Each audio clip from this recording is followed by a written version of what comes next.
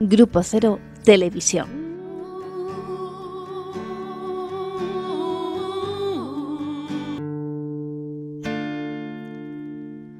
Es una voz inconfundible la que me confunde, los vientos detenidos clavándose en mi tiempo.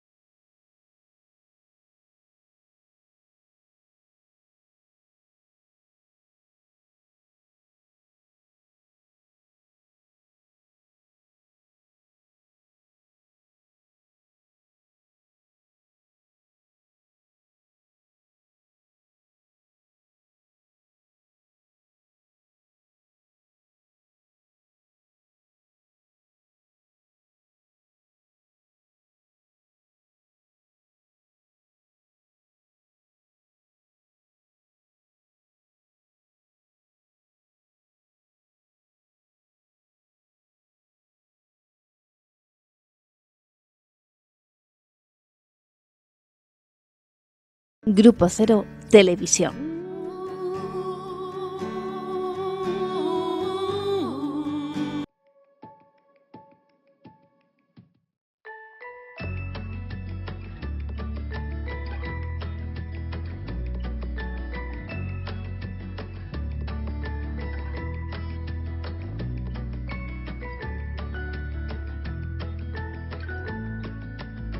Los encuentros que se realizan una vez al mes, es el tercer viernes, ¿verdad? Cada mes.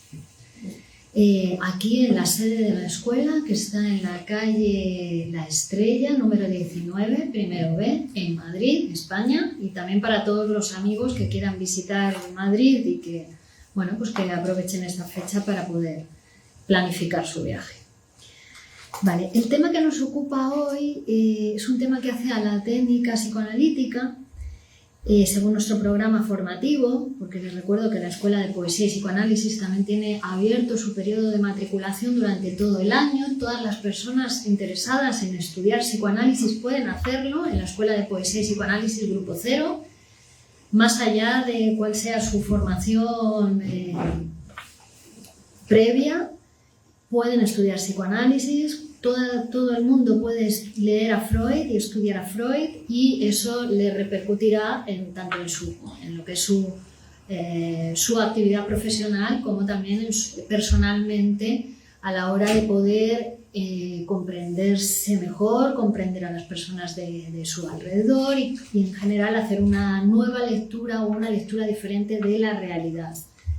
Muy productiva, por cierto, y muy beneficiosa para la salud mental.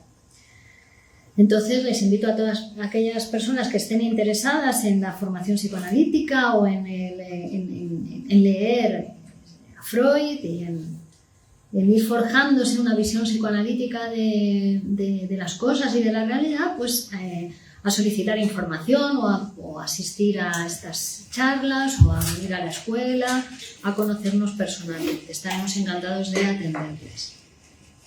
El tema de hoy es un ejemplo de labor psicoanalítica, un ejemplo del trabajo psicoanalítico. Entonces vamos a ver cómo Freud va a trabajar teóricamente, en este caso, algunos conceptos fundamentales para el psicoanálisis, algunos descubrimientos muy importantes desde el punto de vista psicoanalítico para la ciencia del psicoanálisis y también para nuestras vidas, porque hablan del conocimiento del funcionamiento psíquico en el ser humano, de cómo funciona nuestra mente, en todos nosotros. Entonces, bueno, pues vamos a ver cómo este es un texto de Sigmund Freud escrito en el año 1938, publicado en 1940, con lo cual es un texto bastante avanzado, digamos, ya está toda la teoría psicoanalítica desarrollada. Es un texto de la última fase de la vida de Freud, donde ya todos los conceptos psicoanalíticos más importantes, bueno, pues están formulados, están puestos encima de la mesa para que nosotros y para que los siguientes teóricos del psicoanálisis los sigan trabajando, ¿no? Que Freud abre las puertas a este nuevo universo científico, a este nuevo continente científico que después Lacan, Menasa van a seguir trabajando y el Grupo Cero con todas sus publicaciones y todos sus estudios desde el año 1971 viene haciendo, ¿no? Entonces, es un trabajo teórico, como vamos a ver, pero es que en psicoanálisis no se puede separar la teoría de la práctica. Eso es lo que conocemos como la praxis psicoanalítica. Es decir, no hay teoría sin práctica psicoanalítica y no hay práctica psicoanalítica sin teoría. Entonces, aquí vamos a ver cómo Freud va a hacer esta labor, este trabajo. Podemos traducir perfectamente labor por trabajo, ¿no? Que es un concepto central para nosotros, para el psicoanálisis, el trabajo. No hay psicoanálisis sin trabajo.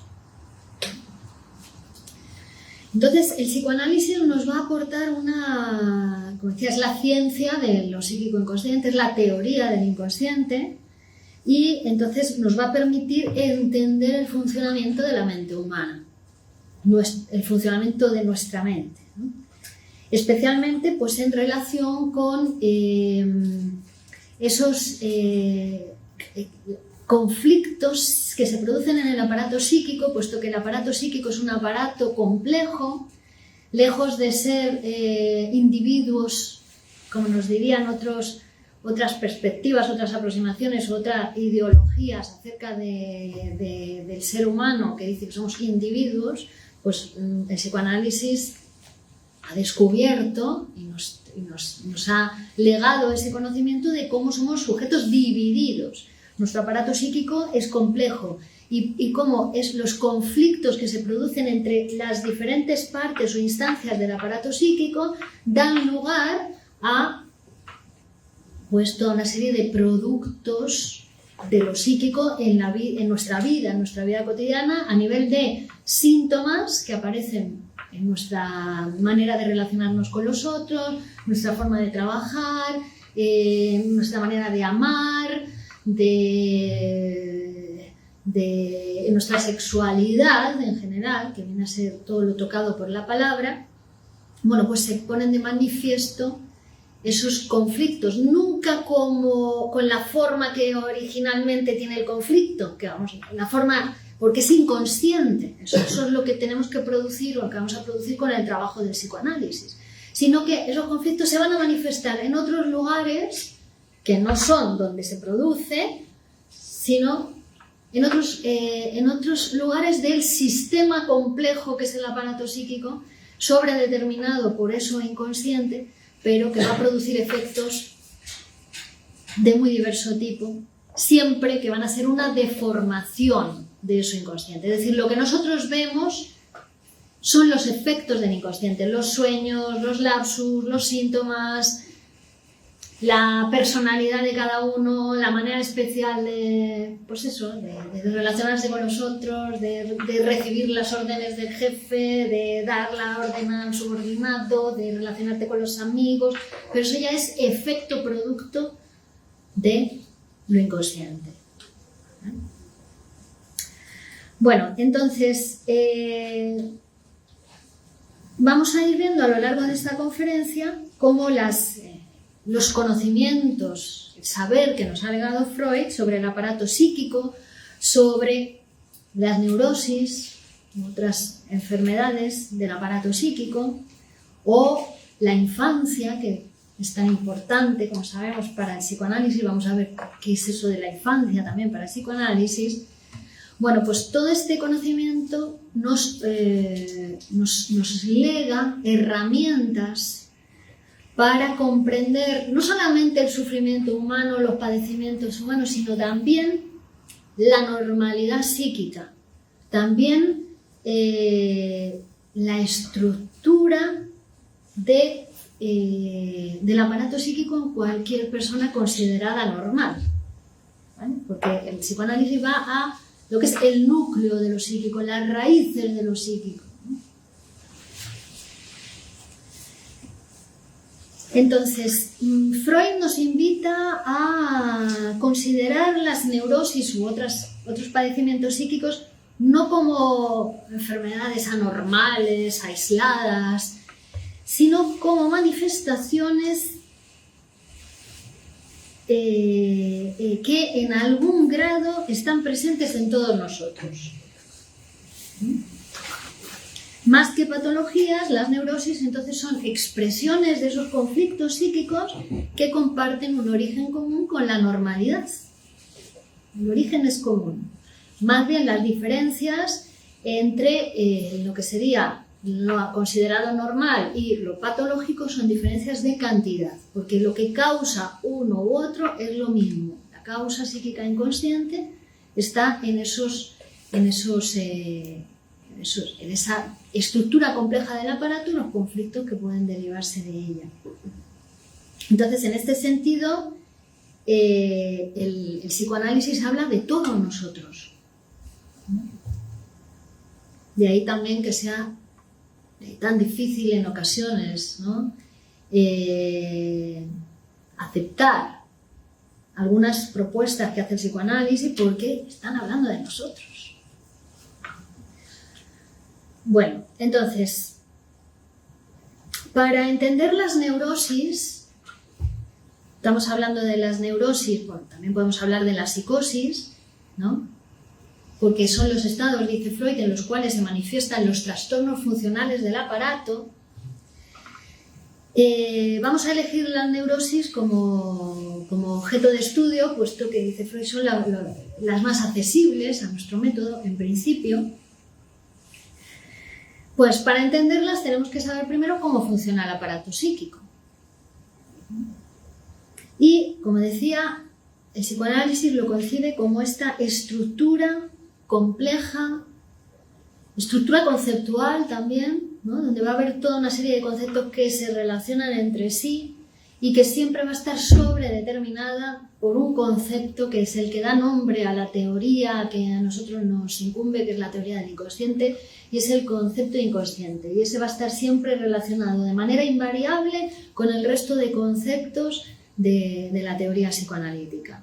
Es decir, todo lo que pasa dentro de ese campo de estudio, que es el que llamamos aparato psíquico y es del que nosotros nos ocupamos como psicoanalistas, está sobredeterminado por lo inconsciente. Y en esta estructura compleja, ya si partimos de la segunda tópica freudiana, que ya Freud la tiene desarrollada porque estamos en el año 1938, pues es una estructura donde encontramos diferentes instancias. Está el yo, está el ello, está el superyo, está además la realidad con la que tiene que lidiar el sujeto, porque vive en una realidad, no vive aislado del mundo. Entonces estas instancias tienen funciones distintas en el aparato. Todas son parte de la estructura psíquica. Es importante, no podemos eliminar ninguna de ellas, son parte de nuestra mente. Pero pueden entrar en conflicto. Es decir, cuando decimos que los seres humanos somos complejos, quiere decir que nosotros hay intereses diferentes, motivaciones diferentes, que a veces entran en conflicto y que conviven normalmente en el aparato. Por ejemplo, el ello, que es el caldero de las pulsiones, está regido, por tanto, por ese movimiento pulsional, que vienen a ser como los impulsos más primitivos en el sujeto. Primitivos desde el punto de vista infantil, más infantiles, primitivos en la vida de un sujeto, pero también primitivos, como nos dice Freud aquí hoy, que hay restos filogenéticos que quedan también en el sujeto como una especie de restos filogenéticos que siguen ejerciendo su efecto también en nuestro modo de ser, ¿no? Como humanos, que también producen en nosotros, se expresan y tienen efectos en nosotros esos restos filogenéticos, como por ejemplo ese temor como veremos más adelante, a que el padre ejerza un castigo, ¿no? Derivado de aquello que nos cuenta Freud en el texto Tótem y Tabú, ¿no? De ese padre de la horda primitiva que tenía prohibido al niño acercarse a las mujeres o a la madre o a las mujeres de la horda. Pero eso lo vamos a explicar ahora más adelante. Bueno, entonces tenemos el ello, donde están los impulsos más primitivos.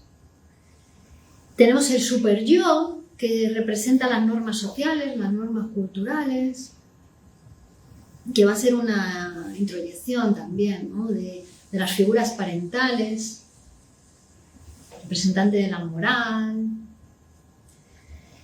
Y también en medio de esa tensión entre los impulsos y las normas morales, sociales, culturales, pues se encuentra el yo, que va a ser una especie de esclavo o de siervo, que va a tender a intentar mediar y resolver esos conflictos que se figuran, que se producen entre las distintas partes del aparato, y que busca, bueno, pues dar un poco de satisfacción a cada una de las instancias como puede, como se las arregla, ¿no?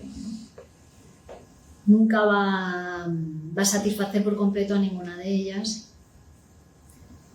sino que va a intentar, bueno, mantener un poquito la paz en la medida de lo posible dentro del aparato psíquico. y que también tiene que tener en cuenta siempre las demandas de la realidad. Bueno, entonces las neurosis van a surgir cuando el yo tiene dificultades para resolver esos conflictos, o cuando hay como la balanza se inclina más por una de las instancias que por otras, a la cantidad. Hay cuestiones de cantidad en el aparato que se desequilibran, digamos. Voy a hablar de alguna manera, aunque tampoco podemos hablar de equilibrio, porque la naturaleza del aparato es conflictual en sí misma, pero como que hay una exageración de cantidad en alguna de las instancias o de los mecanismos que se utilizan en el aparato psíquico. Y entonces eso da lugar a un intento de solución que viene a ser la neurosis, que es un intento de resolver esa situación. El que mejor puede el sujeto en ese momento determinado y el que le sirve para seguir adelante, pero que después va a resultar un poquito costoso para él. Bueno, entonces no se trata tanto como por ejemplo, en las enfermedades infecciosas donde hay una causa externa específica, ¿no? Sino que son esos factores internos que también van a determinar cómo el sujeto responde a las vivencias que le tocan experimentar. O sea, que no es que las vivencias causen tampoco los problemas psíquicos, sino cómo responde el sujeto a esas vivencias, ¿no? Es decir, frente a un mismo hecho en la realidad, hay sujetos que responden de manera distinta. Uno se deprime, otro al día siguiente está resolviendo la situación, es distinto, porque depende del sujeto, de su posición psíquica en el lenguaje.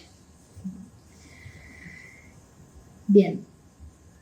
Entonces Freud se plantea por qué algunas personas logran adaptarse mientras otras desarrollan síntomas. ¿Por qué la vida de los neuróticos, dice Freud, si sus vivencias son las mismas y tienen los mismos problemas que resolver, es tanto peor y tan difícil para ellos? ¿Por qué sufren en ella mayor displacer, angustia y dolor que otras personas?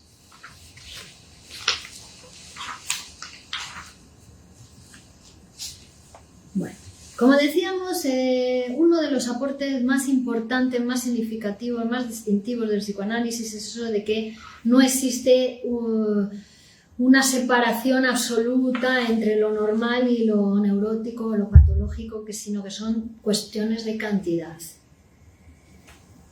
Las neurosis serían esas manifestaciones exageradas de esos conflictos, una exageración de cantidad, como si hiciéramos un zoom en un proceso psíquico normal, pero que está amplificado, exagerado. Por lo tanto, el estudio de la neurosis es muy útil. Freud ya se dio cuenta de lo útil que era para entender la normalidad del aparato, el funcionamiento normal del aparato, porque en un síntoma neurótico o en un estado neurótico corriente podemos estudiar lo que sucede en un aparato psíquico normal, ampliado.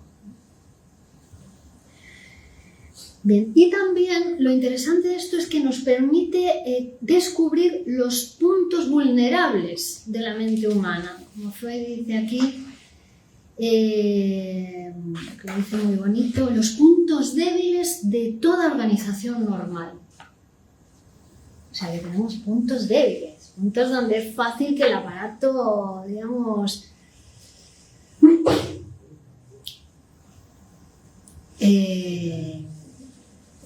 incluso diría se rompa, o se divida, se parta, porque también cuando hablamos de otros textos como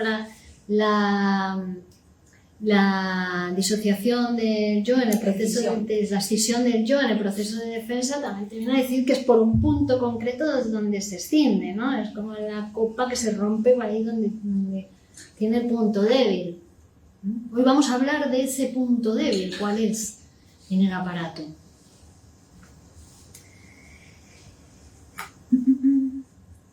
Bien.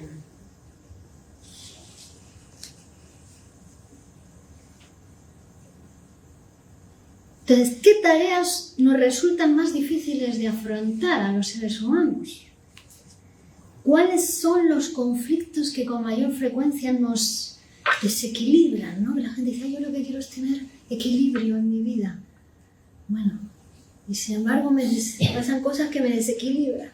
Bueno, pues ¿cuáles son esos conflictos? Y dice Freud, bueno, pues si respondemos o al hacer un análisis de estas preguntas, pues ahí no solo vamos a aprender sobre la enfermedad, sino también sobre la naturaleza de la normalidad psíquica. ¿Dónde se van a ubicar, dónde ubica Freud el origen de este tipo de problemáticas, de las neurosis? ¿Dónde se encuentran? Bueno, pues lo vamos a ubicar en la infancia, dice Freud. ¿No? En esos primeros años, por los que todos hemos pasado, obviamente, donde el aparato psíquico se está constituyendo, porque no nacemos con un aparato psíquico construido, sino que lo psíquico tiene que construirse. En realidad no hay nada construido en el ser humano. Cuando nacemos somos muy prematuros, nacemos muy prematuramente, muy incapaces para la vida, no podemos caminar, no podemos ver bien, no podemos respirar bien, no podemos alimentarnos solos. Bueno, entonces, en ese proceso de constitución como seres humanos, de construcción como seres humanos, pues en los primeros años el yo del sujeto es un yo inmaduro.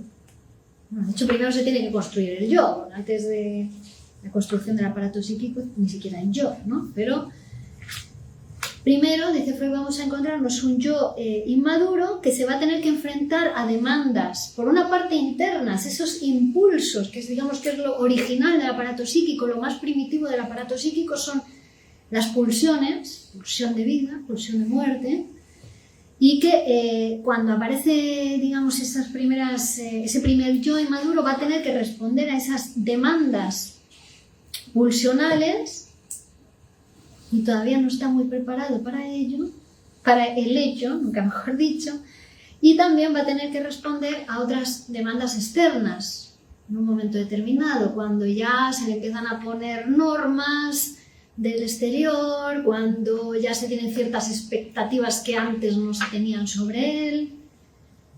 Y estas exigencias que se le plantean al niño a veces resultan abrumadoras para un yo débil. Esto, en estos momentos de la construcción del aparato psíquico puede llevar al sujeto a intentos de fuga, ¿no? Por ejemplo, uno de ellos sería la represión, ¿no? Intentos de fuga frente a esas demandas, tanto internas como externas. Y son mecanismos que aplica el aparato, como hablamos de la represión en este caso, que más tarde se van a convertir en lo que es la base para la producción de los síntomas neuróticos. Bueno, un ejemplo claro de esto sería el impacto de las experiencias traumáticas en la infancia. Y aquí cuidado, porque cuando hablamos de experiencias traumáticas no nos referimos, o sea, nos alejamos de la teoría del trauma, de Buscar, que son previas al psicoanálisis, que son precientíficas, que incluso Freud trabajaba con ellas, pero antes de producir la interpretación de los sueños, que es el texto que funda la ciencia del psicoanálisis en 1900. También tenemos un Freud precientífico, ¿no? Que después él se va a corregir y él se va a enriquecer también con el nuevo descubrimiento científico a partir de 1900. Pero entonces nosotros nos alejamos de esas teorías del trauma, y decimos, el mayor trauma por el que pasa el sujeto lo hemos pasado todos. Y vamos a hablar hoy de él, que es lo que conocemos como complejo de Edipo. Es un trauma por el que todos hemos tenido que pasar y es ese paso de la animalidad a la cultura. Es ese paso de ser cachorritos animales prematuros, incapaces de hacer nada, monitos enfermos, como dice Lacan, ¿no? Que somos cuando llegamos al mundo, a hacernos niños humanos, hablantes, entre otros humanos, en la cultura y la civilización humana. Ese paso lo llamamos complejo de Edipo, es una máquina hominizante, una máquina de fabricar humanos, podemos decirlo así vulgarmente, en la cual se van a producir una serie de procesos psíquicos hominizantes, ¿no? que nos van a hacer entrar en el lenguaje, que es la entrada al humano. Lo que nos diferencia de los animales es que nosotros hablamos. Entonces esa entrada en el lenguaje es lo que nos traumatiza para toda la vida, digamos, ¿no? Lo que marca cómo entramos en el lenguaje va a ser nuestra posición psíquica, ¿no? Que dicen, ay, es que yo no superé el complejo de Edipo, ay, yo me quedé, no sé qué, se escucha por ahí, ¿no?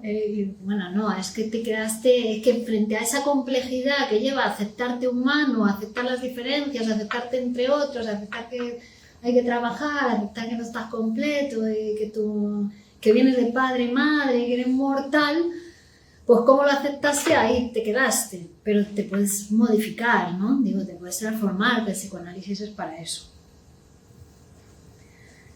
Bueno, entonces, claro, esa experiencia traumática, que sería en el sentido de que nos deja en una posición, o tomamos una posición en ese nuevo mundo en el que entramos, que es en el lenguaje, pues nos marca mucho, nos va a marcar para toda la vida esa posición. Es decir, que si no haces un trabajo para transformarla, te quedas ahí toda la vida, se repite, hay una repetición, hay una insistencia de esa manera de resolver o de entender o de vivir, se va a seguir repitiendo, y eso se produce ahí en la infancia o en la entrada en el lenguaje. Y que claro, que dice, debido a esa inmadurez del yo, pues quizá aún no ha sabido en ese momento pues responder a esas exigencias externas e internas, y responde como puede, como buenamente puede. Como dice Freud, aplicado en otro contexto, pero lo podríamos decir aquí también, que no es pecado cojear cuando no se puede caminar o correr, pero claro, un verso de Goethe, ¿no? Pero que también estar toda la vida cojo, pudiendo curarte de la cojera o pudiendo utilizar, ¿no? Empezar a utilizar la pierna, pues bueno, es una decisión personal. Bien. Bueno, entonces pasamos a ese núcleo que es para el psicoanálisis el núcleo de la constitución psíquica, el núcleo también de todo conflicto psíquico, de toda neurosis, que es el complejo de Edipo. El núcleo en ese sentido que decimos, de que cómo se posiciona cada uno en la resolución de esos procesos que implica el complejo de Edipo, y el que va a marcar su manera de estar, su estructura psíquica también, porque hay una estructura en el aparato psíquico que es lo que que es sobredeterminante precisamente, que es significante, que tiene que ver con una frase, ¿no? Y que es la que se modifica en el análisis, porque en el psicoanálisis lo que se transforma, psicoanálisis actúa sobre la sobredeterminación del aparato psíquico, y es lo que va a transformar. Por eso cuando decimos el análisis actúa profundamente en el sujeto, no es que no nos metamos en ninguna profundidad, sino que actuamos sobre cuestiones muy estructurales del sujeto, marcan su manera de percibir la realidad, ¿no? y de actuar en ella. Por eso el trabajo psicoanalítico es un trabajo serio, es un trabajo que requiere un trabajo y requiere, por supuesto, una formación del profesional que se sienta ahí para escuchar al paciente muy estricta, muy disciplinada, muy estructurada, muy reglada, y que por tanto se debe hacer en una escuela de psicoanálisis, como en la Escuela de Poesía y Psicoanálisis Grupo Cero, muy trabajada desde hace más de 40 años y muy reglamentada la formación en la escuela, ¿no? No es cualquier cosa, formarse como psicoanalista es una responsabilidad muy grande, a nivel social, a nivel histórico también.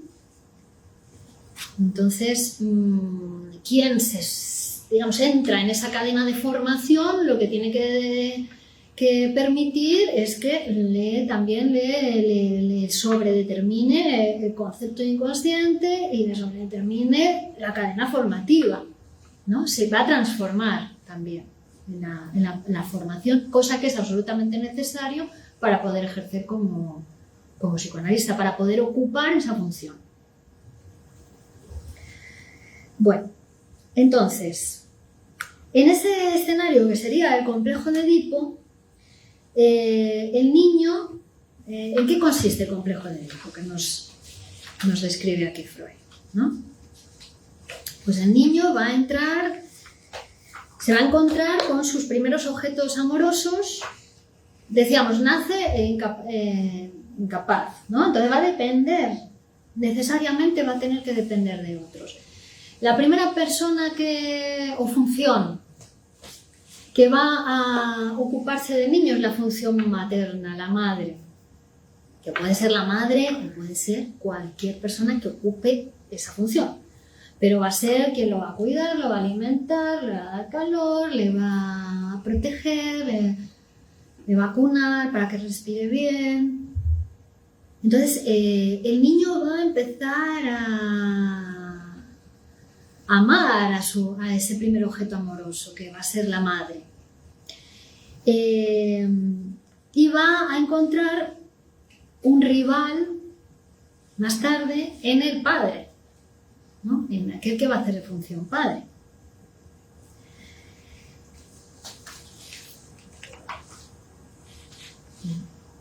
Ese conflicto, que pudiera parecer algo lejano, abstracto o teórico, sin embargo tiene impacto, tiene consecuencias en nuestra vida tanto emocional como social, porque va a marcar nuestra manera, como decía, de amar a las personas del mismo sexo, de amar a las personas del sexo contrario, de rivalizar con las personas del mismo sexo, de rivalizar con las personas del sexo contrario. Bueno.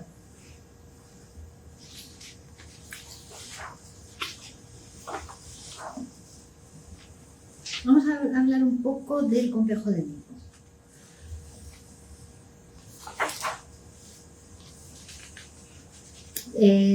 Sabéis el mito, ¿no? de Edipo. La leyenda griega de Edipo habla del héroe griego que mata a su padre y toma por mujer a su madre. Y además, lo característico de esta leyenda es que lo hace sin saberlo. Es ciego, no sabe, ¿no? Que él es su padre y que ella es su madre. Lo hace ciegamente. Bueno, esto es como una manera de mostrar que el complejo de Edipo por el que pasamos todos, también somos ciegos ante nuestra determinación, ¿no? Nos pasa sin que nos demos cuenta de ello. Además nos pasa muchas veces en la vida, no solo nos pasó en la infancia, ¿no? Y el complejo de Edipo va a ser común tanto al varón como a la niña. No, nada de... Hay gente que dice, no, la niña el complejo de Electra, el niño el complejo de Edipo, hay diferencias. Bueno, el psicoanálisis nos muestra cómo es el mismo proceso para el niño y para la niña. Lo que pasa que va a ser, en cada uno de ellos se va a tener que constituir la masculinidad y la feminidad. Entonces hay una primera parte de este complejo de Edipo que sería la constitución de la masculinidad, donde vemos que el complejo de castración, que ahora voy a explicar lo que es, cierra la constitución o la conformación de la masculinidad en cada uno de nosotros, porque no somos 100% femeninos o 100% masculinos, sino que siempre tenemos componentes de ambos sexos, ¿no? 50-50, 60-40, 80-20, bueno, depende de cada uno. Entonces, en la primera parte del complejo de Edipo, tanto el niño como la niña se enamoran de la madre. La madre incluso ha erotizado el cuerpo del bebé, ha despertado por primera vez sus impulsos eróticos, ¿no? Con los cuidados, con la higiene personal del niño. Al principio la madre incluso ni siquiera es la madre es la teta que lo alimenta. Lo que pasa es que ese interés por el pecho materno, o sea, por esa función alimenticia, al final se va a extender a lo que es toda la persona de la madre y va a acabar amando a la mamá. Es el primer objeto amoroso para ambos. Y el padre, cuando aparece la función padre, cuando el niño está preparado para que aparezca la función padre, porque al principio todo función madre, lo que va a ser todo aquello que viene a separar al niño de la madre, ya sea el padre o ya sea trabajo de la madre, las amigas de la madre, el gimnasio cuando va la madre, es decir, el que la madre sea deseante, que desee otras cosas diferentes al niño, hacen que ese niño tenga padre, es decir, que ese niño pueda desear más allá de la madre otras cuestiones y que pueda desear salir al mundo, porque la madre desea otras cosas que no son él, porque la madre desea al padre, ¿no? Que es otra función, todo aquello que separa al niño de la madre. Bueno, entonces hay un momento cuando el niño se percata de que la madre necesita de otro que no son él, que no es esa madre todopoderosa que él había atribuido un falo así de grande, o Juanito, y que puede resolver todos los problemas y que puede darle todo y que él viene de esa madre, es un dios prácticamente. Bueno, cuando se da cuenta de que no es así y que la madre necesita de otros, el niño tiene como una decepción con esa madre, ¿no? Es lo que llamamos la castración de la madre fálica, es decir, le tiene que quitar, desatribuir de eso que el niño le ha atribuido, ese poder sobrenatural, ¿no? Y entonces el niño cuando, que eso es lo normal, cuando pasa eso, va a abandonar a la madre como objeto amoroso, ¿no? Hasta ese momento amaba a la madre y rivalizaba con el padre por ese amor. Entonces, abandona a la madre como objeto amoroso y elige al padre como objeto amoroso y empieza a rivalizar con la madre. Estos dos procesos son muy importantes, el de elección de objeto amoroso e identificación, porque ahí va a ser importante para la conformación del aparato psíquico. Cuando rivaliza con el padre se identifica con la madre, cuando se rivaliza con el padre se identifica con el padre y elige como objeto amoroso a la madre. Entonces ya tenemos ahí la identificación con lo masculino, con el padre, con la función activa. Mientras que cuando rivaliza con la madre, se identifica con la madre, elige como objeto amoroso al padre y se identifica con la madre. Ahí tenemos ya la identificación con lo femenino. Es decir, que en ese proceso, en ese complejo de Edipo, hay procesos de elección de objeto amoroso y de identificación. Y se pasa a veces de la elección de objeto a la identificación. Cosa que también va a ser muy importante saber cómo funciona esto, porque para determinadas patologías, véase la melancolía, es el mismo proceso. Esto que estamos considerando normal en la constitución del aparato psíquico, resulta que después, cuando el objeto amoroso se pierde, el melancólico que hace se identifica con él. Pasa de una elección de objeto a una identificación y eso da lugar a un proceso patológico en el caso de la melancolía, pero vemos que son los mismos mecanismos psíquicos. ¿Vale? Bueno, el complejo de castración, por tanto, cierra la construcción de la masculinidad en el ser humano y abre la constitución de la feminidad. Porque cuando al niño le dicen, cuidado, eso no se puede hacer, o cuidado con tu madre, ¿no? Que si sigues así te puede pasar algo muy grave. Además es muy grave, ¿no? Bueno, entonces dice que puedes perder eso que tanto estimas, porque el niño se encuentra en fase fálica y lo más estimado para él en ese momento es el falo, que él atribuye a la madre, además, ¿no?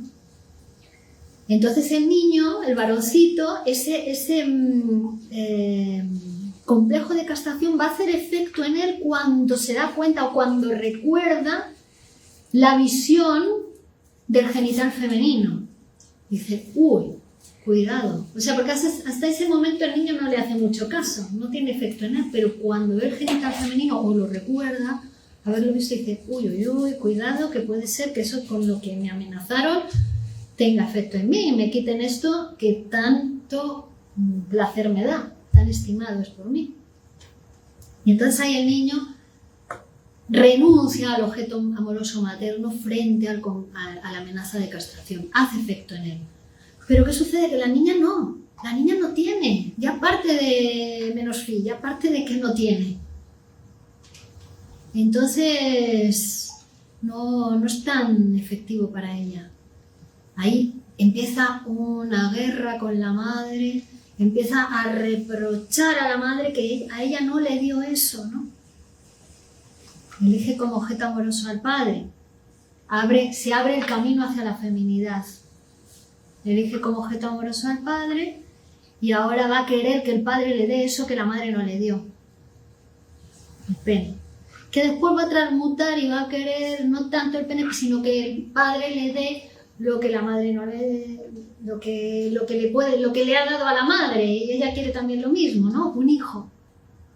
Dame algo. Dame algo. Después tendrá que pasar de pedírselo al padre a pedírselo a otro hombre, porque el padre también va a quedar prohibido. El padre va a quedar prohibido. Le cuesta más alejarse del padre porque, claro, es más difícil esa prohibición, ¿no? ¿Esto qué va a perder? Bueno, al final lo que más efectivo es para ella es el temor a perder el amor de los progenitores, ¿no?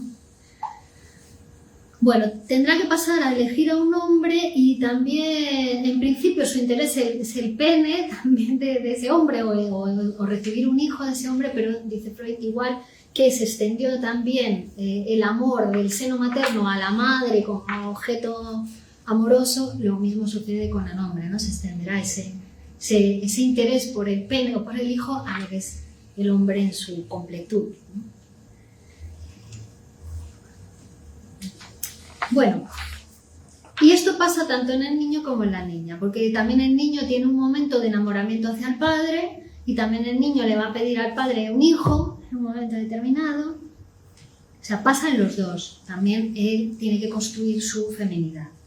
En el psicoanálisis, al final, femenino, masculino casi serían equivalentes a pasivo, la posición femenina, pasiva, y masculina, activa, sin tenerlo en cuenta como de una manera peyorativa, sino en los procesos psíquicos, procesos pasivos y activos.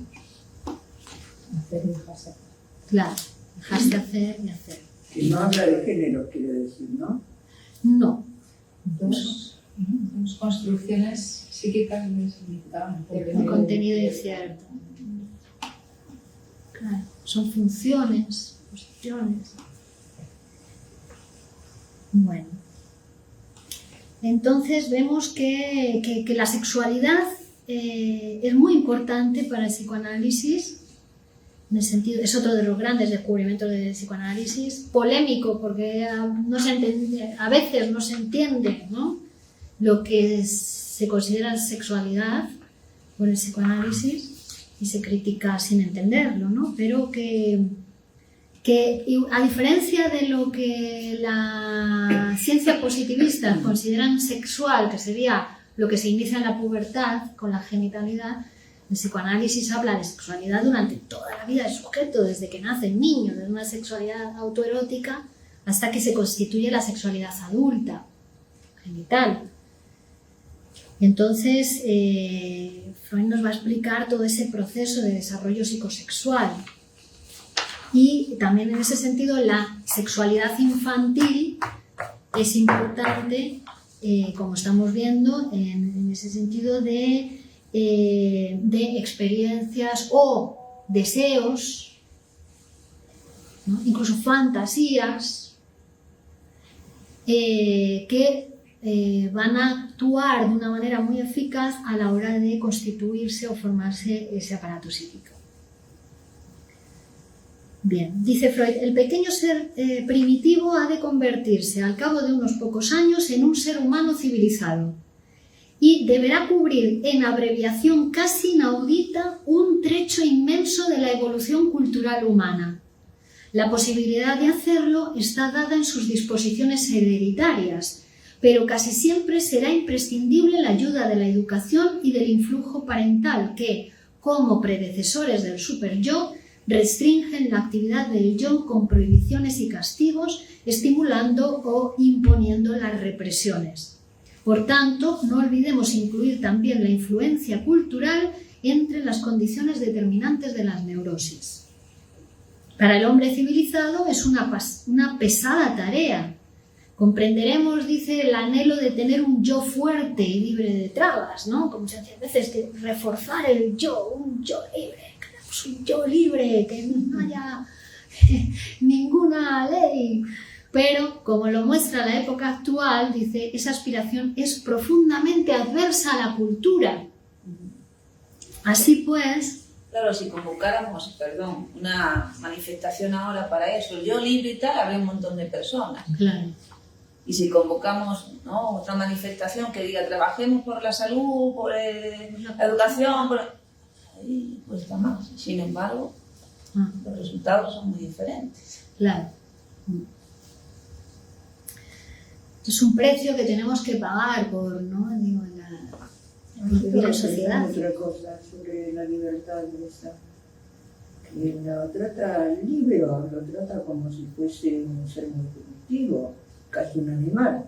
¿A quién? Al líbero, al libre, Claro. ¿no? Claro. Lo trata como al líbero, Sí, sí. bueno, perdón. Sí, sí. ¿No? Y el pecado. Es como un animal, ahí lo dice. Claro, el ser humano está sujetado a una A lo cadena. social. Está sujetado a compromiso, está sujetado a la coerción de su libertad individual en pos de la sociedad, de las estructuras creadas por y para el hombre, ¿no? Pero claro, vivimos bajo ideas engañosas, ¿no? Parecería que vivimos entre animales, entonces. Más o menos. Bueno, en nuestro caso no. Bueno, lo que pasa es que en la civilización humana, ¿no?, te puedes encontrar de todo. También. Digo, que conviven los Quasimodos. con los personajes más cultos, ¿no? En una misma civilización puede suceder eso. Es que el ser humano tiene una idealización de lo que es que es natural, el ser humano, el hombre es natural como en la naturaleza, con una idealización de que todo le es favorable, y como que eso lo ha perdido, cuando el ser humano en la naturaleza, si es desvalido cuando nace, en la naturaleza está perdido, desvalido del todo, es la cultura lo que le envuelve. Pero tenemos esa idealización, no, es que yo quiero un parto natural, no, es que eso no es natural, el ser humano es natural, el ser humano ya no es natural, es cultural, y lo natural se moriría en el primer segundo. Claro. Así es. Es decir, dependemos de otros para todo, ¿no? Claro. No podemos solos. Dice así, pues, ya que las demandas culturales son representadas por la educación en el seno de la familia, también deberemos considerar en la etiología de las neurosis ese carácter biológico de la especie humana que es su prolongado periodo de dependencia infantil, ¿no? Pero que podemos extenderlo casi a toda la vida, siempre somos dependientes de nosotros. ¿Cómo? Que siempre dependemos de otros. Que no es solamente de la... Pero todavía estamos encadenados a lo que... Claro. No, dependencia uno hace su actividad, ¿no? La dependencia es más bien una pasividad, apoyándose en el otro. Pero es más que eso, ¿no?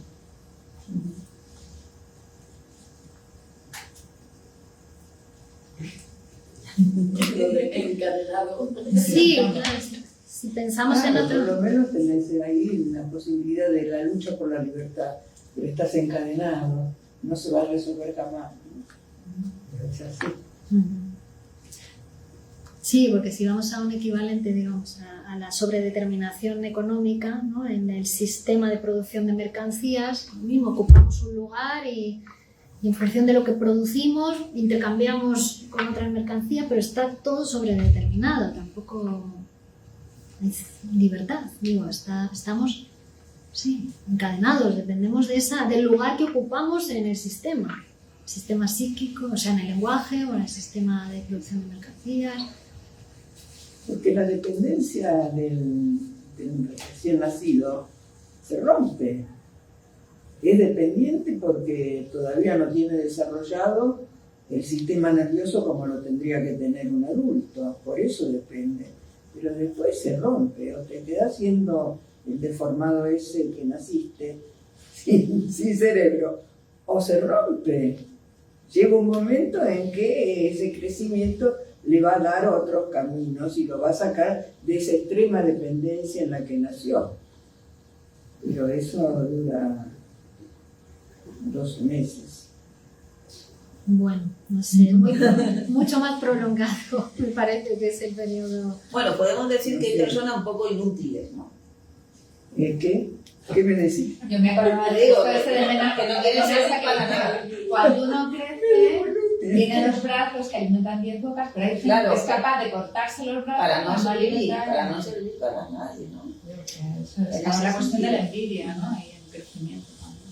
Que siempre quiere ser ese Es bebé. decir, que es una detención en el crecimiento, entonces, esa dependencia, porque biológicamente se corta, ¿no? Se desarrolla el sistema nervioso, no se termina de mineralizar todo y el chico sale caminando, ya está, ya rompió, al año ya está. Sí, porque encadenados también es una cadena de producción de lo que sea, ¿no? Digo que es entre otros que se produce cualquier cosa. Claro, ahí en el texto, el trabajo creativo y el trabajo alienado, Menasa dice, es por el trabajo que el hombre precisa del lenguaje para poder colaborar con otros hombres, para poder ser un hombre, para poder subsistir frente a la naturaleza, frente a esa es la idea de Engels, ¿no? Escribió eso, ¿no? Que el lenguaje el ya trabajo se no... frente al trabajo de mover un árbol, yo solo no puedo, Claro. tengo que conseguir a otros. Y tuvo que desarrollar el lenguaje, entonces desde ese lugar. Si no, somos peor que un animal, porque los animales más... Pero somos súper indefensos. Peor que deje una huella. El caballito cuando nace, yo lo vi, se puso en 4 patas y salió. Claro, el ser humano es... ¿Sabes? Pero el ser humano tiene ese periodo de latencia, de indefensión, digamos, muy y ahí se le hace todo el vino. Claro. Pero también se pone después, al año, se pone en 2 patas y empieza a caminar y se va. Más o menos. Pero al año, eso será en Argentina. Aquí en los 34, todavía no tenés la casa. Y es que no solo el ser humano en la cultura, que se cree que puede estar fuera de la cultura, ser muy libre, sino que también en la cadena de trabajo. Yo que llevo muchos años viviendo en el campo, cuando le dices a alguien, pues sí, tengo una huerta o tengo tal, y dices, claro, ahí con 4 lechugas y con 4 tomates vives de maravilla, no necesitas de nada, digo, de nada. Que luz, agua, vestido, la cultura, todo, que gasto lo mismo que tú. Y el regar los tomates me salen más caros que si los compro en las tiendas. ¿En qué mundo vives que te crees que yo en el campo vivo con 4 lechugas? Está idealizada la naturaleza. Claro, que se creen que eso todavía se puede hacer así, con que estás ahí viviendo de la nada. Claro, vivimos en sistemas complejos, ¿no? Ahí con la naturaleza hay como una guerra, ¿no? Porque el hombre quiere dominar la naturaleza, entonces en vez de un bosque salvaje, hace un bosque ordenado, en vez de no sé qué, de un cataclismo, hace barreras de seguridad contra... Quiere dominar, pero la naturaleza no puede. Es decir, que es como una lucha, ¿no? Que tiene ahí el hombre entre dominar la naturaleza, hace diques, ¿no? Inventa cosas.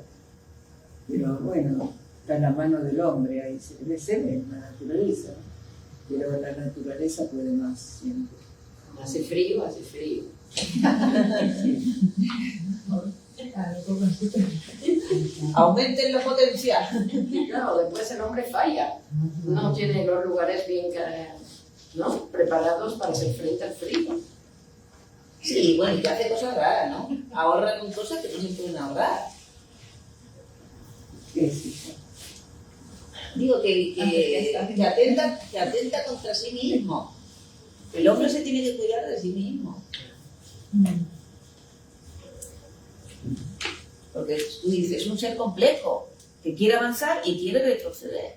Sí, porque también no solamente son los impulsos de vida, de reunirte con otros, de aliarte a otros, de trabajar, de producir, de crear, sino que también en el ser humano, y esto es parte de su complejidad, está la pulsión de muerte que te lleva a puntuar, a la detención, que no es que sea mala, porque los dos juntos trabajan para la vida, pero a veces esas diferencias, esas exageraciones llevan a que la pulsión se separen los dos y la pulsión de muerte adquiera un protagonismo que te lleva para retroceder, para atrás, ¿no? A querer estar otra vez con los brazos de mamá, a pararte, a destruir. Con los brazos de mamá o asesinando al padre. O matando al padre. Porque también son los dos pivotes, ¿no? La mamá y el papá. La madre, el amor y al padre hay que matarlo. Entonces, digo, pensando en las guerras, ¿no? ¿Por qué le pasa al hombre con esta cuestión de las guerras, ¿no? ¿Qué es lo que mueve a esa cuestión de la dominancia que quiere tener, ¿no? La apropiación de las tierras, donde está mezclada, entonces, ¿no? Está ahí el asesinato del padre. Si no, ¿por qué asesinarlo? Claro, porque el padre viene a ser la ley, la cultura, la civilización, ¿no? Es lo social.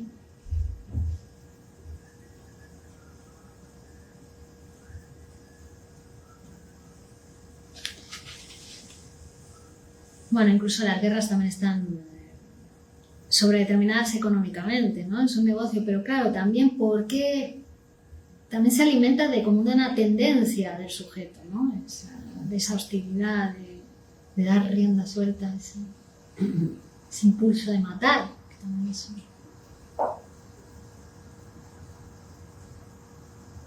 que si son las cosas más prohibidas en el ser humano, el asesinato, el canibalismo y el incesto, es porque es de lo más deseado por el ser humano.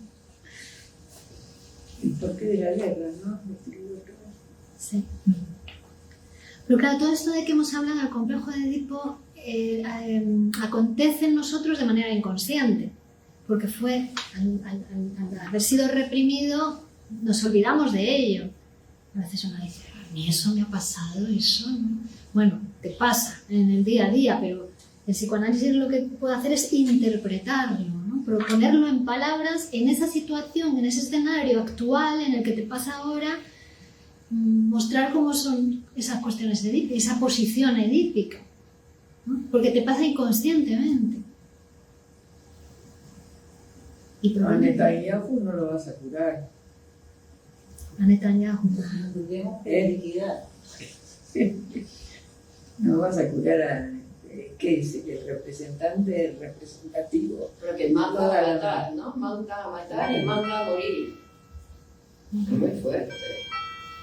Porque él está en su despacho, digo que...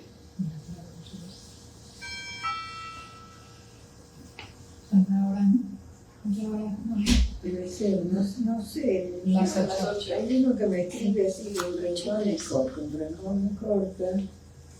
No sé si hay preguntas, a lo mejor hay preguntas del público.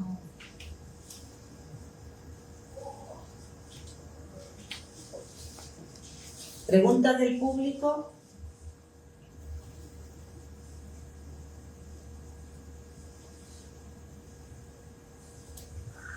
¿Alguna pregunta para la profesora?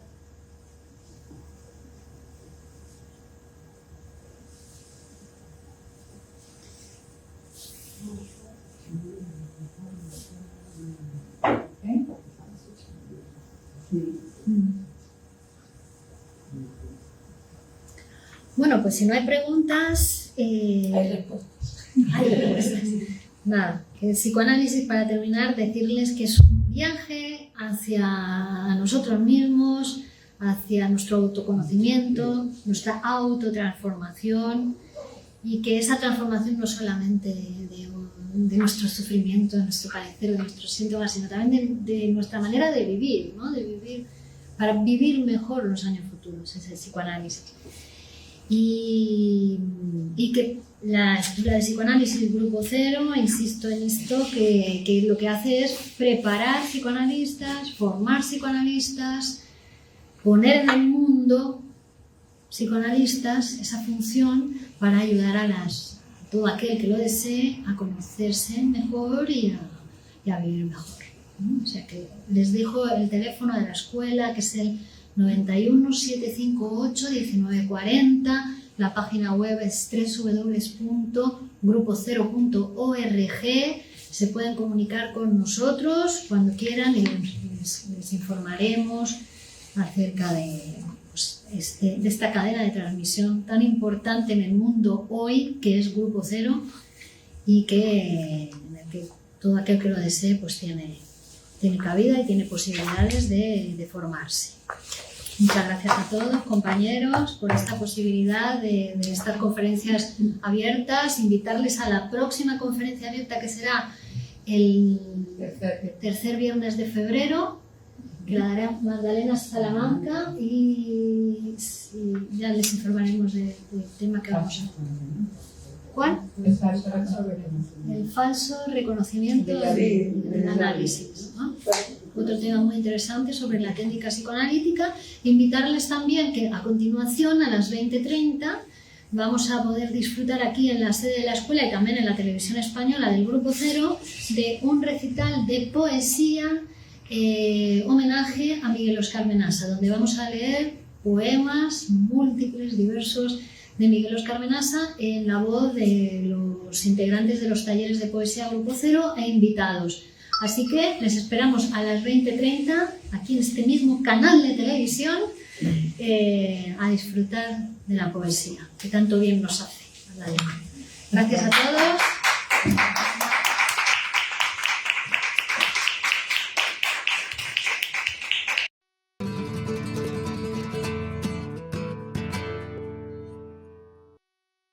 Los problemas de salud mental son cada día mayores. Son necesarios profesionales cualificados. Te ofrecemos una cuidada formación en psicoanálisis impartida por psicoanalistas con más de 20 años de experiencia clínica y en formación continua en la Escuela de Psicoanálisis Grupo Cero.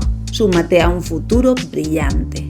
Contacta con nosotros y reserva ya tu plaza en nuestro seminario.